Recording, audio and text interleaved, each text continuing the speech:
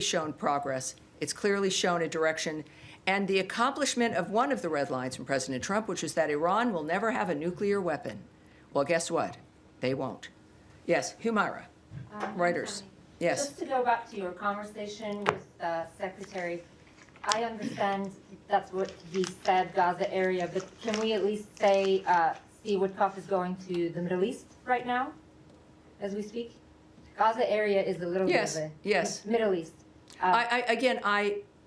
Based on I don't have specifics, and I'm sure we have an incredible team that works with Special Envoy Witkoff here in the building, are probably now grabbing the television and watching and saying, so I don't have the specifics of exactly where he'll be, but clearly it's in a position where he's going to be able to continue with the negotiations that will lead us to this, hopefully, ceasefire. Right, and you also said that one of the things that Secretary indicated, an aid corridor that needs to be set up that both sides have agreed to. So is the United States basically negotiating for an aid corridor that is going to include other humanitarian implementers like UN and others? Well, you know, you're asking for so much, and I appreciate that about you because you're always a few steps ahead. That would require speculation on my part. It would require guessing on your part. What I know is what I said to you based on what the Secretary said to me. And one more thing. One more. In your answer to Nadia, are you actually confirming that this meeting is happening with U.S. Envoy Tom Barak and officials from Israel and Syria, and can you tell us where it's happening? No, I can't confirm any of that. Thank you. Yes, ma'am. Thanks, Tammy. Going back to the American who was murdered in the West Bank, the president last week indicated there would be a meeting in which the Israeli government would give more information to the U.S. about his murder. Did that meeting take place, and what else can you tell us about that? There's not, unfortunately, there's not a great deal I can talk to you about the family and the nature of the conversations. Of course, we have confirmed the situation with his death. But the conversations or what has transpired at this point is not something that I'm able to share at this stage. And then another American was murdered in Syria last week. His family says that he was murdered by officials with the interim Syrian government. Is the U.S. planning to hold them accountable for this death? Well, again, you're saying something here that everyone hears. That is not something that I would confirm or would know or would say as a matter of fact, because a reporter says it here in the room. We can say, of course, that Secretary Rubio has emphasized the importance of prioritizing the safety and security of U.S. citizens. We can confirm the death of, and this is the Suwaida region, what we're discussing, of Syria last week, of U.S. citizen Hossam Saraya. We offer condolences to the family on their loss. We are providing consular assistance to them, but in the midst of the further conversations, I can't give you any more details except what we've already discussed. And then quickly on Haiti, the Secretary announced yesterday that he had determined a number of legal permanent residents had ties to what has now been determined to be a Haitian FTO. How many people were affected by this? How did you determine that they had ties? Yes, again, for everyone at home, FTO is a foreign terrorist organization, so it's a very serious dynamic. Last month, Secretary Rubio determined that certain aliens with U.S. lawful permanent resident status who have supported and collaborated with Haitian gang leaders connected to Vive Ensemble, a U.S.-designated foreign terrorist organization, are deportable due to the potentially serious foreign policy consequences of their continued presence in our nation. Vive Ensemble is a driver of the violence and criminality in Haiti, contributing to the island's instability. The Department of Homeland Security also steps in here. They will pursue the removal of these aliens from the United States pursuant to our laws. The Department of State defers to DHS on any update regarding removal proceedings regarding these aliens. We also will not allow aliens who have facilitated the actions of violent organizations or support criminal terrorist organizations to remain in the country. And of course, this demonstrates, I think it's safe to say, the administration's firm commitment to protecting the American people, advancing our national security interests, and promoting regional security and stability. There is an authority I want to share with everyone who may not know how this works. These actions are taken pursuant to Section 237A4C of the Immigration and Nationality Act. Under this section, also referred to as 4C by many, of the INA, an alien is deportable if the Secretary of State has reasonable grounds to believe that the alien's presence or activities in the United States would have potentially serious adverse foreign policy consequences for the United States. All right, yes, sir. Can I just ask you, follow up really to Humara's question? When you mentioned these humanitarian corridors, you said this had been agreed between the sides. Is that something that's come from the process in Doha that's been agreed? How should we take that? And just any detail you can give us I know. about the You know, corridor. I was, the secretary is a busy man. We're all proud of him, the nature of what he's being able to accomplish by splitting his time between the State Department and the White House. And our conversations sometimes are in person, oftentimes by phone. So when I've got him in a moment, I'll just jotting down what he's saying. What I can't tell you, and whether I knew or not, is how this came about, where it was decided, or who the parties were. Is your understanding that these corridors will be in addition to what's happening now? Because we know, for example, the UN says there's 6,000 trucks on the Egyptian side at Rafah. Are we talking about all of that material that hasn't been able to access? I wish I had a specific for you. I know that his comments really ranged into the fact that the humanitarian framework has got to ramp up and has got to get better, and obviously we've known that. It requires the ceasefire. And also then a method within which these convoys can move. He did not give me a specific, but he did use the phrase set up, that they need to be set up. Now that could mean a variety of different things, as we know. Some of you think about a physicality. Others, it could involve arrangements at certain spots. I don't know, and we shouldn't speculate at this point. And just, is there any sort of internal scrutiny within the administration about the results of the Gaza Humanitarian Foundation as an entire project, which, as you've set out, is intended to displace the United Nations process? Jeff, I never said that this was to displace a process. I can't speak to. But you've been saying that under the previous system. Well, yes, Hamas it's true. I mean, we exploiting know that, that under the previous dynamics, that Hamas was able to loot trucks and to steal material and to sell it and to use it and to weaponize it.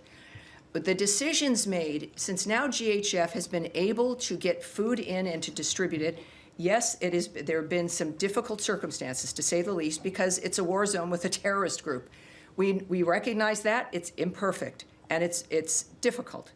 But they've done it in a way that made it possible.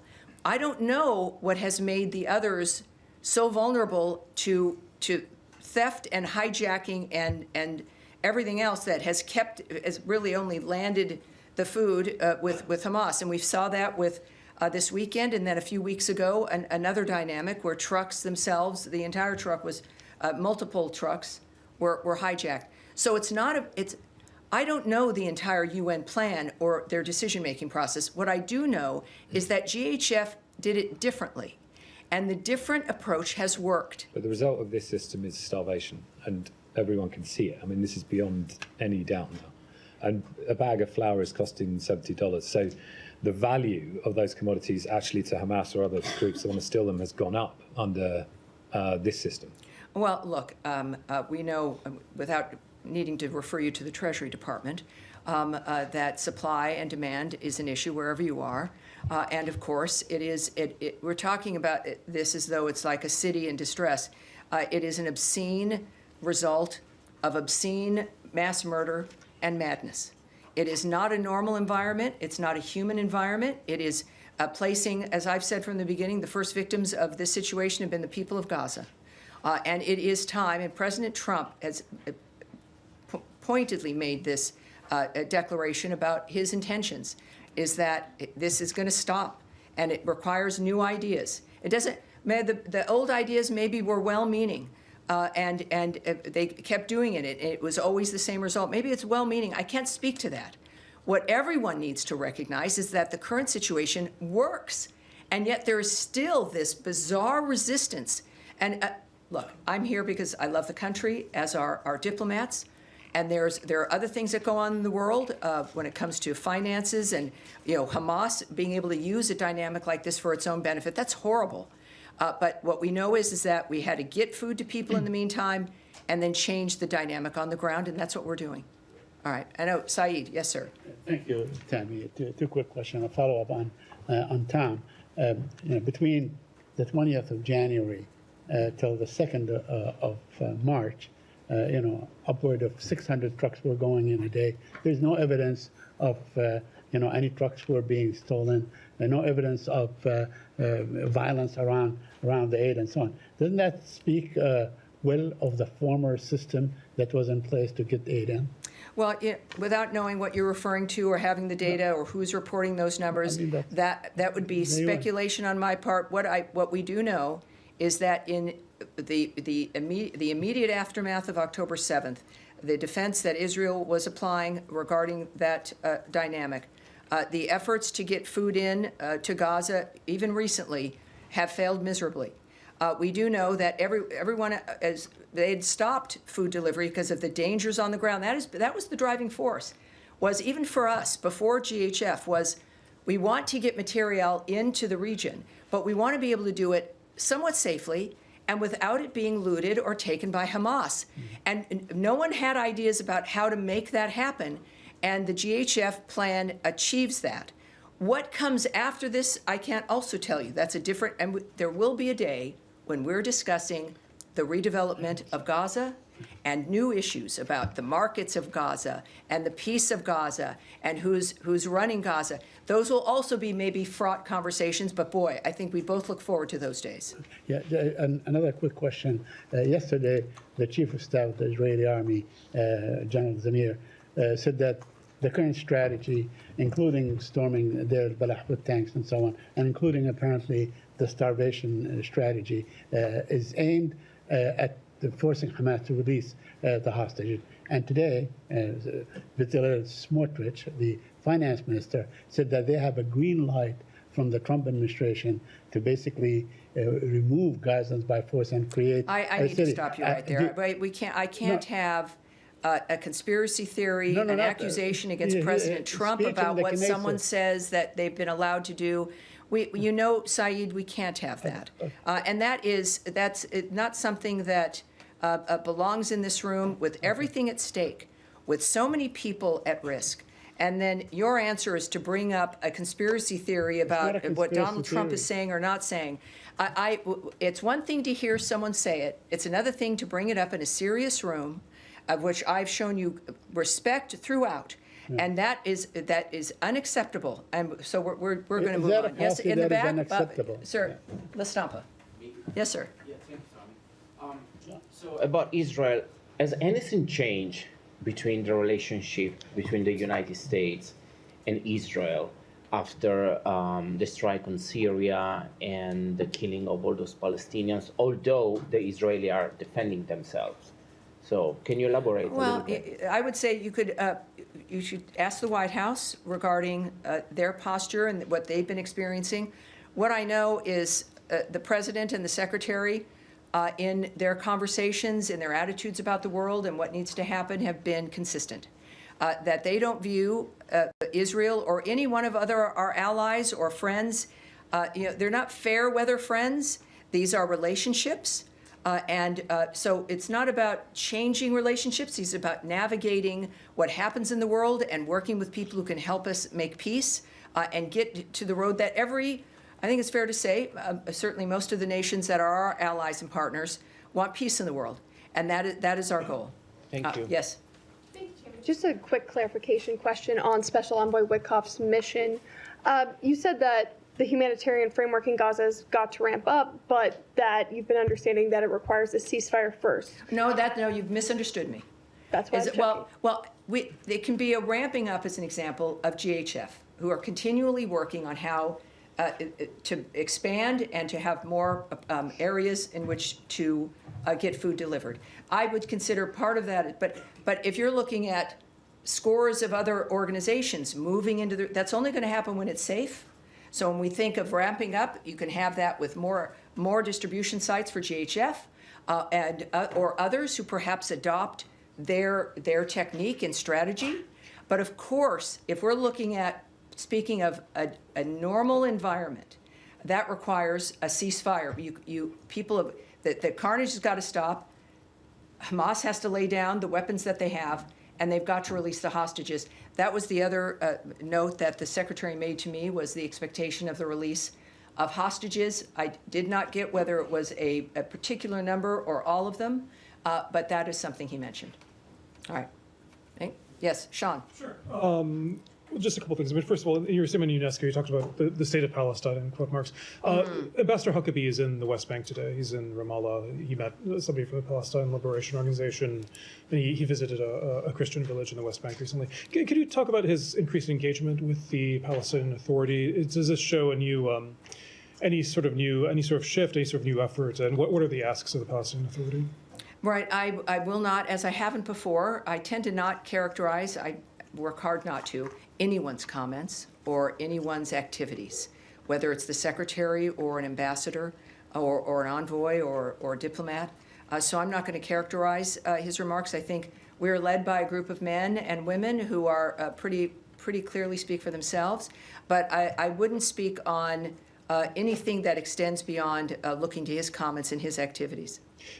Could also just follow up on the situation in Gaza. I feel obliged to mention, AFP. We've had reporters there who say that their situation is so severe now that they're actually they can no longer work because of the hunger, and the company has been trying to find ways to either provide them with what they need to survive, and it's just not possible right now.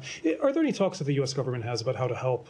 Obviously, journalists aren't. It's a broader problem than just the journalists, but to help people who are there. It's not just AFP; it's other outlets. Either help people get out, help people get supplies that they need, and more broadly, whether to facilitate greater access for foreign journalists. So you're speaking about Syria? Excuse me, with Gaza. Oh, Gaza. the Gaza Strip. This is a widespread problem. Yes, look, it's Americans, maybe sometimes we take it for granted when people get reports from an area, and we're interested in what the report is. And we see it up with really every outlet in dangerous situations, when there's bombing and when there's drones. And it's good to remind people that it's a job that people have committed to, knowing where they're going to be going, and they're suited for that. And that is starting, of course, it's every journalist's desire to bring up information and to share things that people need to know.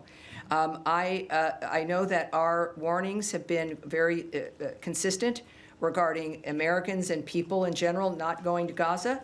I think that your outlets and others, no doubt if they have some issues, should bring it up to the U.S. government. But I think that when you go someplace and you know it's a war zone, that's a risk that is taken and accepted.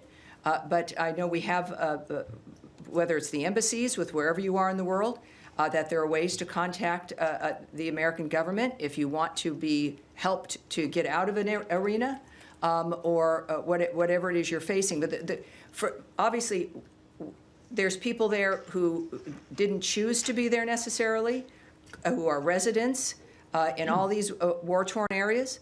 And then there's reporters who we owe a great deal to, who go to these areas and report to Americans for us. Sure, just to clarify, and the world. Just to clarify, we're talking about local reporters. Foreign reporters can't go in, and these people, they have no recourse. But I'll just say that I think all of us, anything that can be done to help the people who are there, I think all of us would be. Well, every single thing we're doing clearly is going to be beneficial for the people and for the people who happen to be reporters, for foreign reporters who want to enter an area. This is an opening that we're looking forward to, that the president spoke to a few days ago about his optimism about some news out of the Gaza area. Every single thing we're doing, it doesn't eclipse anybody, right? The Gazan people, whatever their professions are, and for the people who want to get into Gaza to report, it is, in all honesty, helping to facilitate reporters has not been at the top of our list. The top of our list has been to stop the carnage and to help hostages. But as a side effect, everyone wins when the world is at peace, when a region is at peace, when there isn't a terrorist group controlling a section of a country. All right. Yes, sir. And then I'll come up to you next. Thank you. Thank you, Tammy. Two topics for you. Number one, Justice Department officials held a discussion on Thursday with the parents of Malky Roth, the American citizen who was murdered with two others in the Sbarro bombing in Jerusalem back in 2001. The discussion centered around the possible extradition of Jordanian national Ahmed Tamimi. The Jordanians get $1.5 billion a year in foreign aid. Democratic and Republican administrations have skated by on this extradition issue for a decade and a half now at least. What's preventing Secretary Rubio from pushing the Jordanians to finally go through with this extradition? Well, I would reject the premise of your question that nothing stops Secretary Rubio. But secondly, you've said a lot of things that I don't know where you've received that or what the context is or if it's completely accurate. So I want to get you an answer. We're going to take that away to see what we can get for you. All Second, right. can I get a second topic? One more.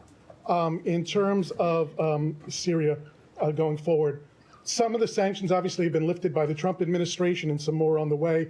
Some, though, are determined by Congress, like the Caesar sanctions. Yes. There's two competing bills right now in Congress. One to completely lift the Caesar Act sanctions, another to kind of slow walk it a little bit, make it provisional on Syrian government meeting some parameters. Is there a particular preference that the Secretary has here for implementing the lifting of the Caesar Act sanctions? I have nothing to preview for you regarding a choice that the Secretary might make. He's, of course, involved in every dynamic. The sanctions have been lifted because we want Syria and its government to have a chance to become stable. It has been very clear what the requirements are. We know we have to work for it to become stable because it's unstable. And so that's our focus, is a very intense dynamic to see if Syria can become part of the regular crowd of nations. That said, I mean, that's the original commitment, why sanctions were lifted. It couldn't work, sanctions that were on Assad.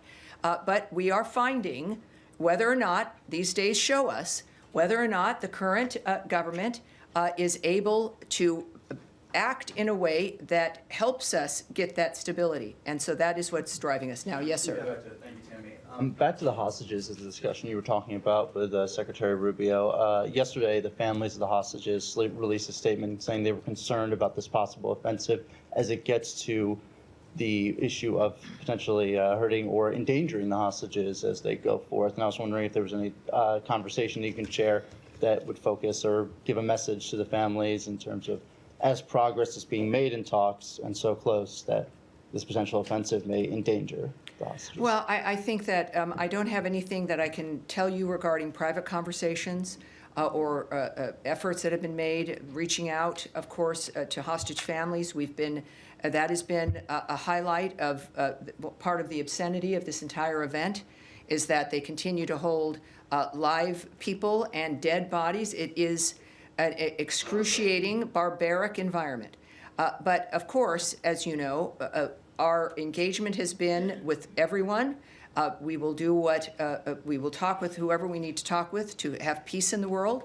I can't tell you again conversations give you details of any conversations with hostage families, but all of us are well aware of the suffering that happens in a war zone.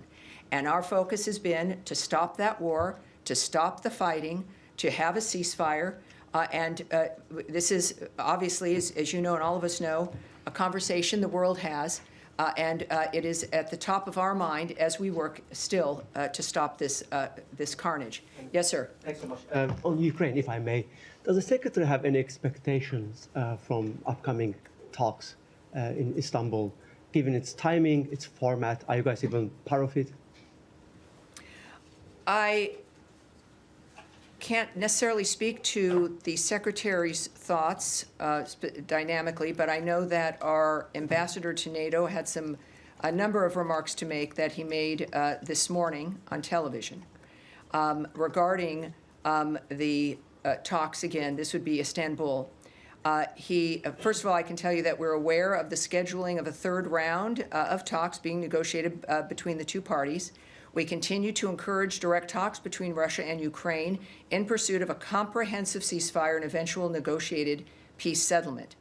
The ambassador, Ambassador Whitaker in this case, said, "I'm encouraged that both sides are going to sit down again and negotiate because that's the only way this is going to be resolved. Getting both sides to the table, getting both sides to the table is going to happen this week. is important. It is an important next step, and I think that's all because of the leverage that the United States of America and President Trump continues to apply. He also noted that, as we've said repeatedly, constructive good faith dialogue is the only path to ending this war. That has been a hallmark of Secretary Rubio's remarks, that only the two parties can make the difference in deciding to stop this. And the president supports any mechanism that leads to a just, durable, and lasting peace. We have seen, continuous missiles and, drone attacks from Russia, even overnight, they claimed new lives. Today marks, yesterday marked 1 week since the president gave the Russians, I'm sorry, can you say who? Russians, have been attacking, Ukraine, Yes. claiming new lives. Yesterday marked 1 week since the president gave them 7 weeks. Are you guys doing any assessment at this point? Do you think this 1 week window already allows you to draw any conclusion about their behavior? I would caution when the president notes a block of time or a window, that it could be any time in that window. We've already seen that in one instance. There is, at the same time, with negotiations, as I mentioned before, without going into the details, if there's a genuine negotiation happening and it's in motion, then things can change rapidly. That the day you set up a window, 2 days later it can be different because of the conversations that have been had. So it's never a static, for most of us, if we make a plan, it's kind of a static plan for us. We have an appointment and we choose that day for the appointment next month. That's not the case here. These are opportunities that the president speaks about, which is part of an important aspect of his leadership, and what the person who we are speaking with should know, that there might be some options, but it's not the only thing he's looking at. It's not the only dynamic that matters. And we've seen him give windows before, and he's acted very quickly within a block, and I think that's why it matters. So he knows, he's said very often, many times, he's not happy with what's happening and the choices that Russia is indulging in. Yes, sir, at the end of the row. Thank you, Madam Bruce. Ahmad Shahidov from Azerbaijan. Tensions in northern Syria are rising, and we see conflicting interests between countries like Turkey and Israel. And recently, some Israeli voices said that after Iran, Turkey could be the next threat. And meanwhile, in Turkey, there are growing anti-Israel views. Some people are even calling for Turkish army to enter the Gaza. And recently, President Recep Tayyip Erdogan said that we will not allow the partition of Syria. Well, you're in a direction. Every single thing requires a speculation. It's comments that I've not. No, my question is that how do you assess the possibility, well, what the I'll tell risk you, when we of? think about Turkey and Israel and that region, it's a very heightened environment, and many things are going to be said. What we can say is, of course, that all parties regarding Syria, of course, there's a cessation of the violence there. We don't see the activity that people are talking about or musing about. We don't see that. We know in many times recently, the president and the secretary have intervened in what could be horrible situations like the India-Pakistan dynamic, which they were able to stop. These are our leaders are very well versed on the nature of what we need to do to keep peace at hand and how to stop any dynamic that might threaten that peace. So I would point people to what is actually the case right now. The real world is enough to have some anxiety about, but we've got good leaders moving us through it. And to not add in conspiracy theories, gossip, propaganda, or other rhetoric meant to make people afraid. Yeah, Eric. Thank you, Tammy. I wanted to ask Secretary Rubio today, or rather, he reposted a post from the Bureau of Western Hemisphere Affairs marking the 13th anniversary of the murder of pro-democracy leaders Osvaldo Paya and Harold Cepero in Cuba.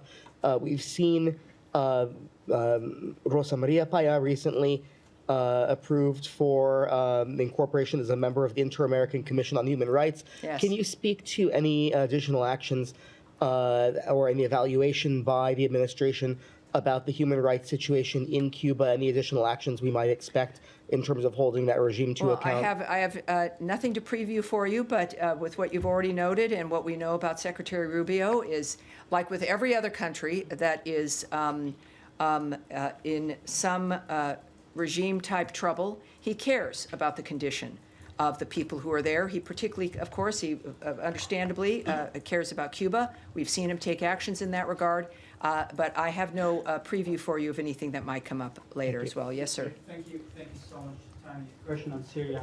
You said that you are calling the Syrian government to lead to the next step and hold all parties who are involved in the violence accountable. Yes. Do you feel confident that the Syrian interim government has the capacity and the will to hold those accountable who were involved into violence in Syria, including those who were affiliated with them? Yes, we know. We're, of course, aware of those reports, and we're aware that some who might be affiliated but not directed by the Syrian government may be a part of that. Whether they have the will or the ability to do it, well, we're going to find out, aren't we? And they have something not everyone has, which is the power and the encouragement of the American people and of the American president. The Ambassador Barrack is one of our best. So they have that, and of course our actions to help facilitate that. And this is where we find out what people are made of and what they can actually accomplish. Another question on Iran. Iran and the 3 EU countries will hold a nuclear talks in Istanbul later this week. Yes, we discussed that a little bit already. Does the U.S. build any hope on it, or have you gave Iran, or have you set the end of August as a deadline for Iran to come back to the table and make a nuclear deal with you? Yes, as the president has said, the Iranian people stand to benefit from negotiating in good faith. The ball is in their court. The Iranian leadership has a window of opportunity to choose a path of peace and prosperity for their people, and we are also ready to talk directly to the Iranians. However, we are also closely coordinated with our E3 partners, and we would refer you to our European partners for more information about what happens in that meeting. All right, right there, back, gray suit, in the glasses, right there. Thank you so much.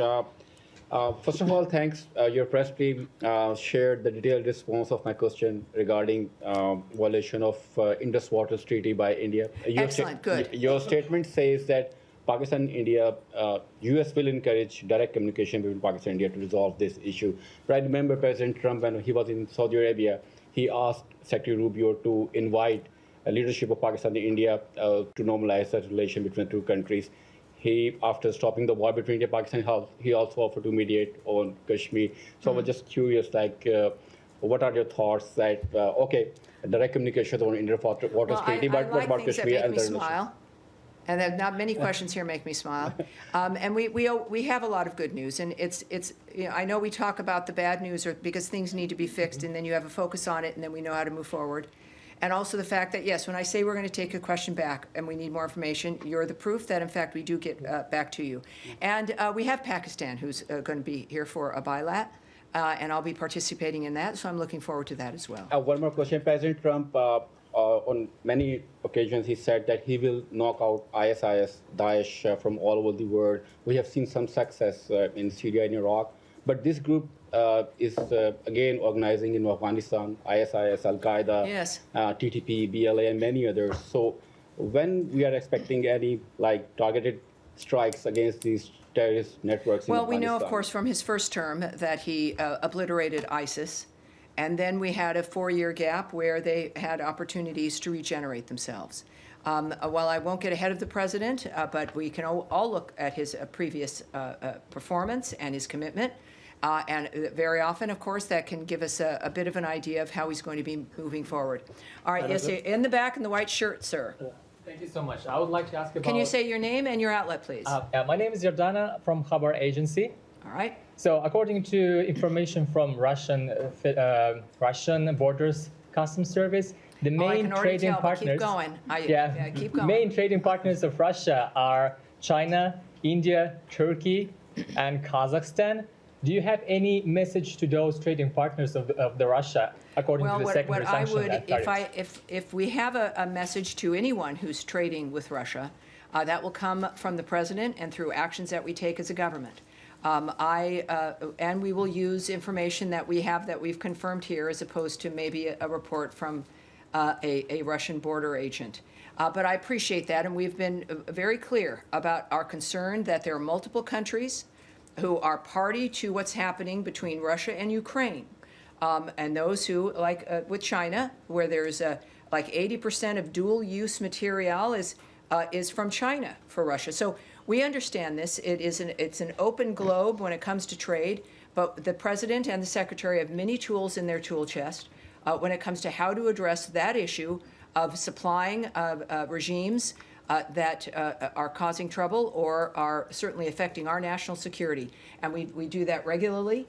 And of course, that is always open. And so no one should be comfortable when it comes to the choices that they make. They should be careful when it comes to who they trade with and who they supply. In the pink jacket in the back. Yes, ma'am.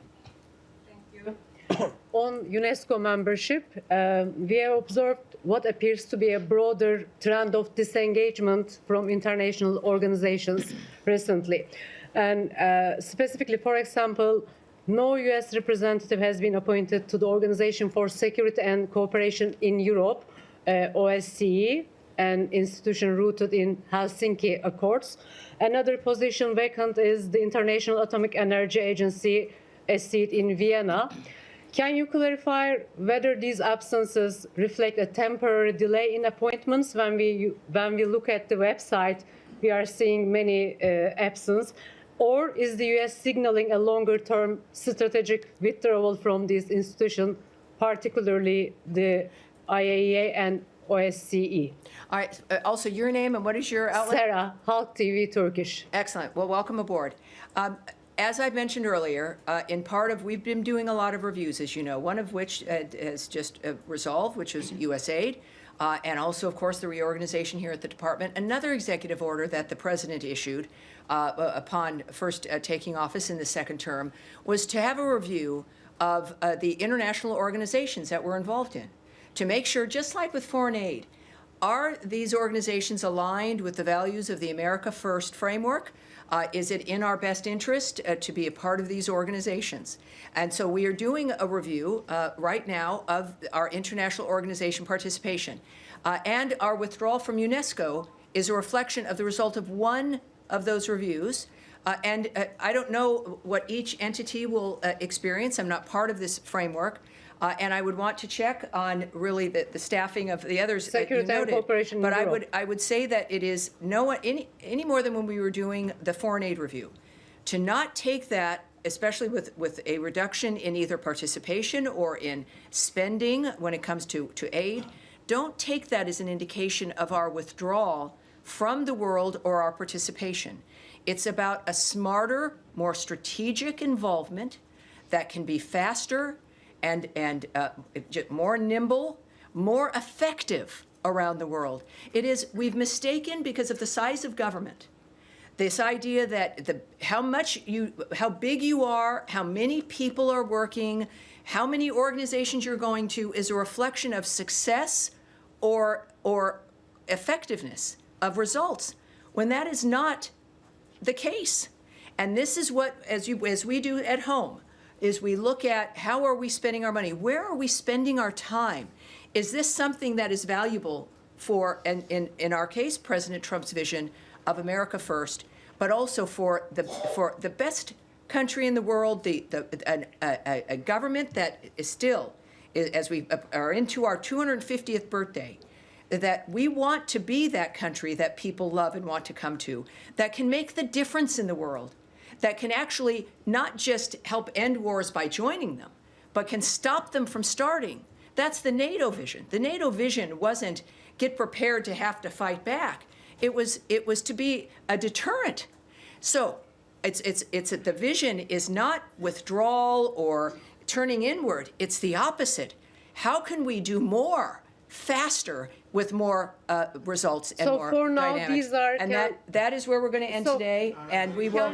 I'm sorry. That's where we're going to end. I can tell you that for this Thursday, you're going to see Tammy in your briefing. So we will have that wonderful experience coming up on Thursday. Thank you, everyone. Have a great day. I appreciate it.